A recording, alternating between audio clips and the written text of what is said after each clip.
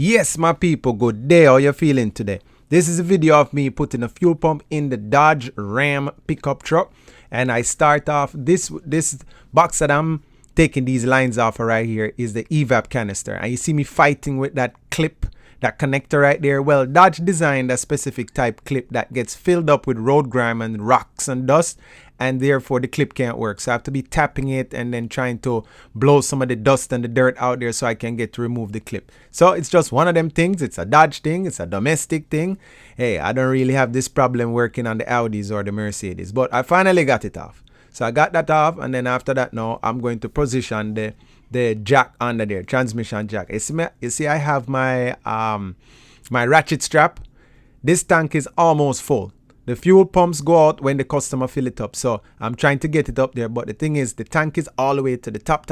I can't get my hand over the top and then be sure that I am not strapping anything down to the tank like a wiring harness or anything. So what I do here now is I am removing the straps that actually hold the fuel tank in place. When you take the bolt out, the straps, you can just twist them 90 degrees and they dislodge from the frame. So I just lower it down some now. Carefully, gingerly. We don't want to drop this thing off the tank because we're going to have some problems. And then now I have room to work. So at this point now, I am going to strap the tank to my jack. Why you see me taking so long is I am making sure that when I run the strap across the top of the tank, I am not strapping any lines or any wiring harnesses to the tank. So I'm lowering it down, then it's going to rip something off. So just making sure of that.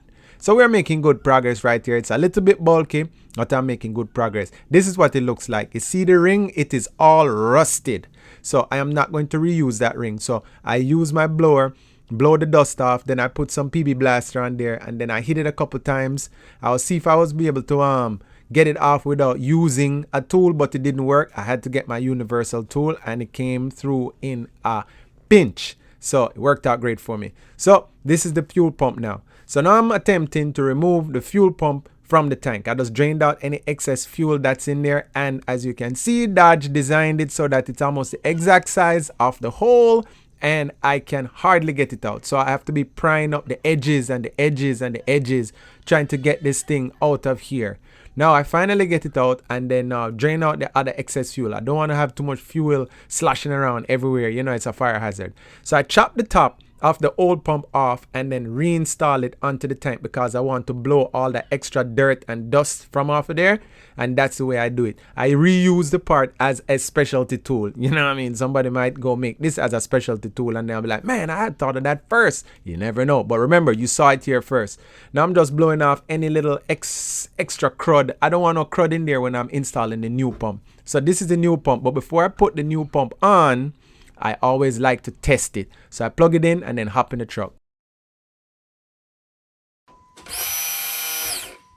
It works. So I'm happy now. You don't want to find out that the pump is bad out the box when you have also already installed it. I'm using some anti-seize on these lugs here because they're really rusted and I don't want any kind of resistance when I'm trying to snap the new clamp on there. And then not saying that I'm going to have to put another pump in here, but you know, it also helps to reduce the rust and stuff going forward. This is a float. This is for the sending unit. When you put fuel in the tank, the level, this is a float here. This black thing is a float.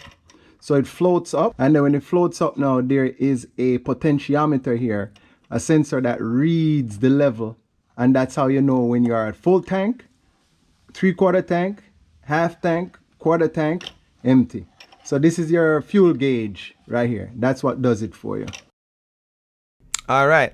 So after we get everything situated, I'm lowering it down in the tank, just looking, make sure I'm not coming in contact with anything in the bottom of the tank. Everything seems fine. I'm just positioning it, and then I want it to stay down so I can just put the ring on there. But there's a little surprise coming on here, because after I successfully made it stay so I can put the ring on, now I grab the new ring and attempting to put the ring on. I also put copious amounts of lube on there. I want everything to slide together nicely. The ring cannot go on when you already put the pump sending unit down in the tank. You got to pop it back up, put the ring on, and then slide everybody down as once. As I'm saying, you know what I mean? I've done many fuel pumps before. I don't want to talk bad, but damn. So We just put that back on there using my specialty tool again, because since I use it to take it off, I'm going to use it to put it back on. I always like to, you know, not to be banging stuff with hammers and chisels and stuff when I can. But if I got the right tool, I just use the right tool. So it just snaps back on there. Looks really nice. It's tight. It's in there. So I am in good shape. And that's it. All I have to do now is put it back in there, and then that'll be it. Thanks for watching, man. Have a nice day. Blessed. Yeah. Back to work.